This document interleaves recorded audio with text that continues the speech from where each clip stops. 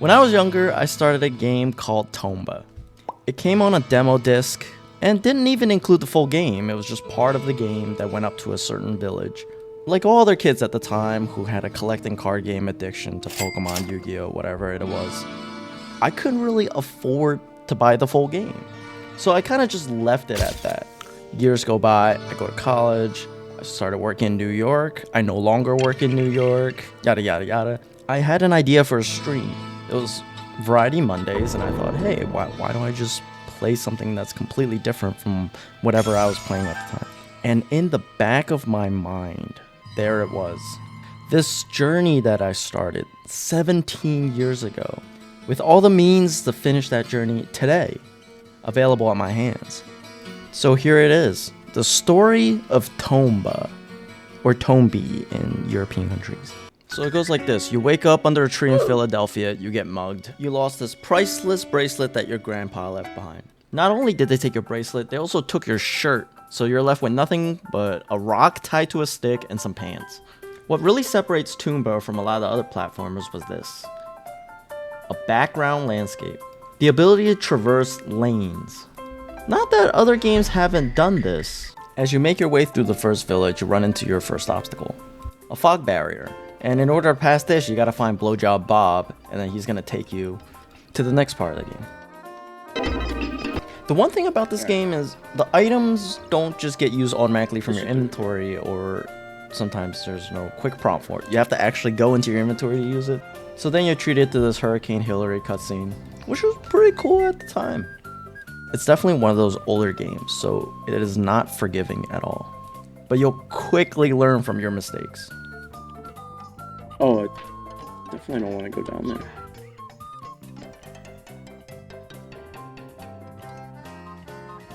No. So then we make our way up this tall mountain. This way? I guess it's not really a mountain, it's like a tower, which at the top of, you'll meet the 100-year-old man. And to our surprise, we get treated with how the inventory system works in Universe.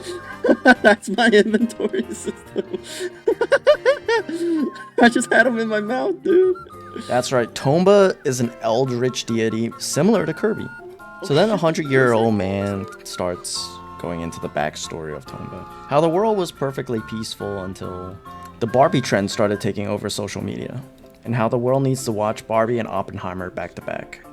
Nah, there were some pigs and they were up to no good. Started making trouble in the neighborhood. So with that, we're off to find our bracelet and our t-shirt and depart for the wonderful world of New Jersey. Game truly ahead of its time.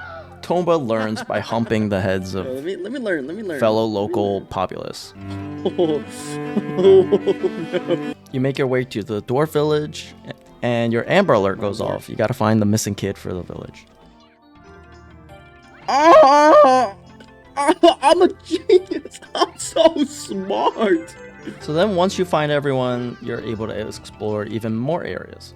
As annoying as this one is with the spiders that you have to hit multiple times, this next area coming up is the worst.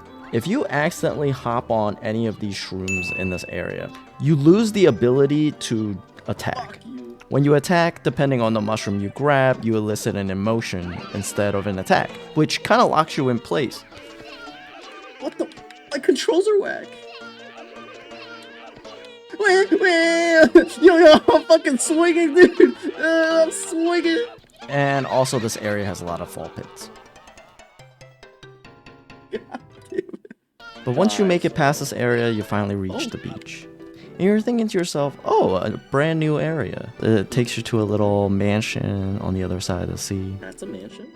And in here, you're rewarded with treasure. Lots of it. So you probably saw these chests in the video. These actually unlock based on whichever old man you met.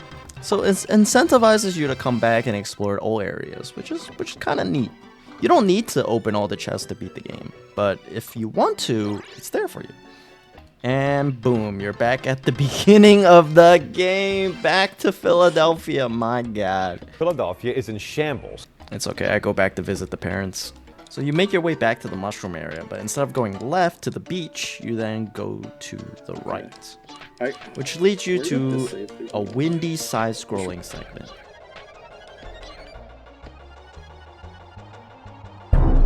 And you bump into Charlie, who's missing his pants. And also his lunch. Man, the tri-state area is just not safe anymore. Everybody's getting mugged. So eventually you make your way to the tip top of the mountain and fly, eagles, fly on the road to victory. Then bam, all of a sudden you're outside Ohio. Also at this point in the game, you have more lives than you know what to do with. For some reason at the beginning of Tomba, you run out of lives very, very quickly. But after a certain point, there's not that many more pits in the game. And you're kind of just running around. I thought I was trapped in there for. So then you run around town, you collect all the quests, you talk to all the villagers, you have a great time. You make your way into Ohio, but you actually go right past it to the next part, the lake. Make your way to the end of the lake, grab the pipe, then go backtrack into Ohio.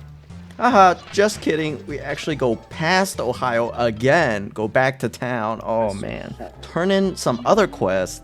Now we go back, right? Oh yeah, off with the wine, baby.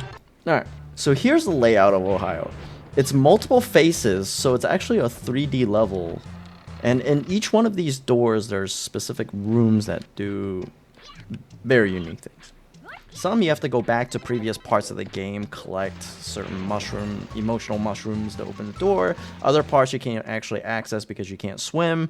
Some parts you need to bounce out the fire, and one is a hidden location from an even further part of the game. So this level is actually a huge part of the game that you'll be returning to a lot. So we meet the 1,000-year-old man. He gives us some additional missions. And in addition, we gained the 1,000-year-old key, which lets us open up any of the blue chests that were locked before. A nice little backtracking memento. And he tells us we have to go back to Phoenix Mountain and get some stuff in the lava caves. So we start receiving these pig bags, which is actually an item to help you beat the 7 evil pigs, to beat the game. So we make our way back to the mountain, and with a laughing mushroom from the mushroom forest part of the game, we're able to enter our first pig boss arena. Similar to all the other enemies in the game, you don't actually beat them down with your main weapon, you knock them out with your main weapon, and then you can jump on top of their heads and throw them into the pig bag. Oh shit. Oh, you just have to time it. Okay. Yay, we beat the game, but wait, there's 6 more. So in good old video game fashion, this unlocks a new area. The lava caves are now clear, the rain blew away all the fire, and we can finally explore the rest of the level. So off we go to the other side of the caves. This area is a little dangerous, so the grappling hook really helps around here. As we explore the caves, eventually we have to go back to, you guessed it, Ohio. We make our way around the haunted mansion, eventually find the pig bag that we're looking for. You're gonna make me do each part one by one. Okay. Okay, game. Okay, this... And oh my god! We go all the way back to the lava caves. So here we fight another piggy. This one's a little rough. The lightning strikes hit the same platforms that are color-coded because electricity courses through each pillar.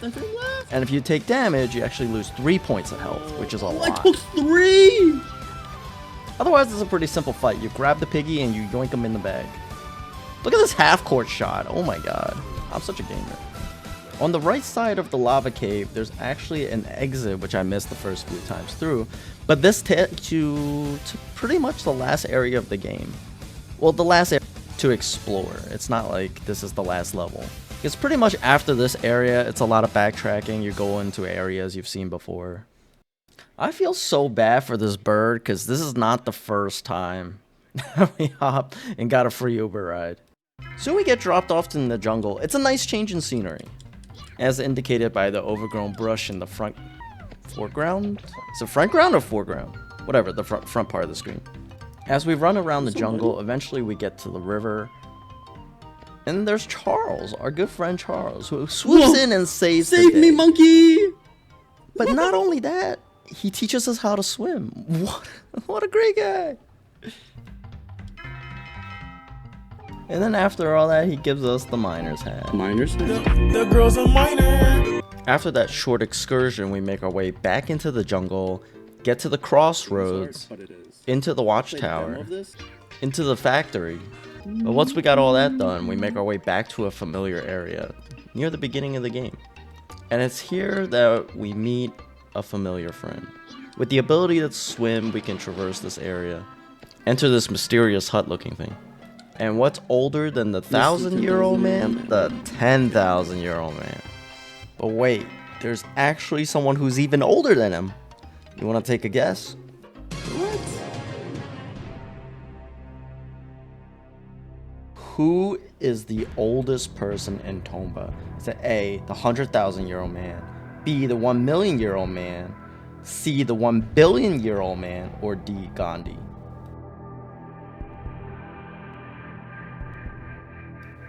If you went with B, the 1,000,000-year-old man, you were right! Oh, let's go! So the mission continues. You're off to fight more pigs, gather pigs so you can finally enter the final boss. And I think we need a montage. Take it away, Cartman.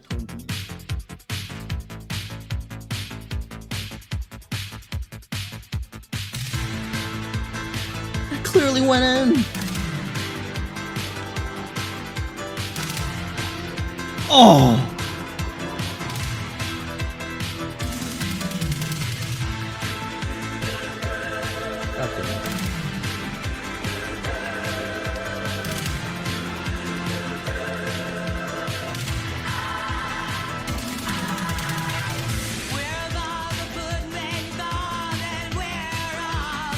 Ooh!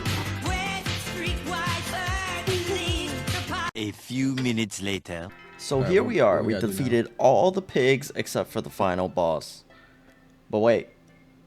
Again, the game throws a curveball. All the pigs wake up from their 5 p.m. power nap and just decide to leave. So now you need replacements for these statues. So it's up to us to recruit the homies. Alright, bring back the montage song.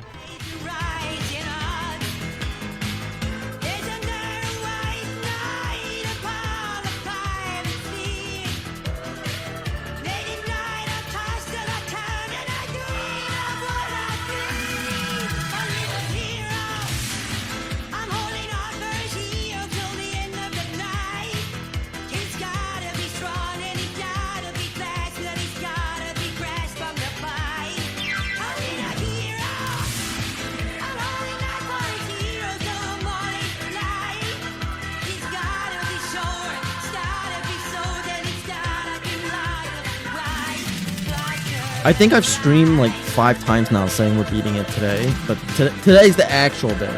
Today's the actual day. And here we are, the final fight of the game. Looks pretty straightforward, but here's the thing. If you get close to the boss, here's what happens. But with the luck of prediction and just a little bit of know-how, you can try to time it so you're right on top of him when he spawns, before he could stop you. Fucking got him. Oh my god.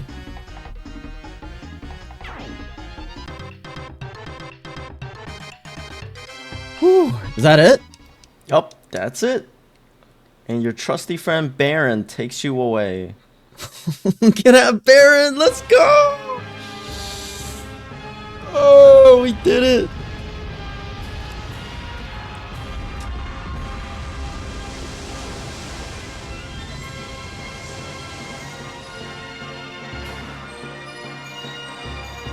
Wow, what a good boy. And that wraps up Tomba. It's another chapter of your life that you just close the books. Some stories start in a day, some other stories finish in like 5 minutes. And then sometimes it takes 17 years for you to reach the end, with a whole lot of blank pages. But that's okay. In this game, the real treasure were the friends we made along the way. Like, actually. And it's short. It's not like a 100-hour epic or something like that, but it was pretty good. It reminds me of like sitting down and going through a session of like Chrono Trigger or something.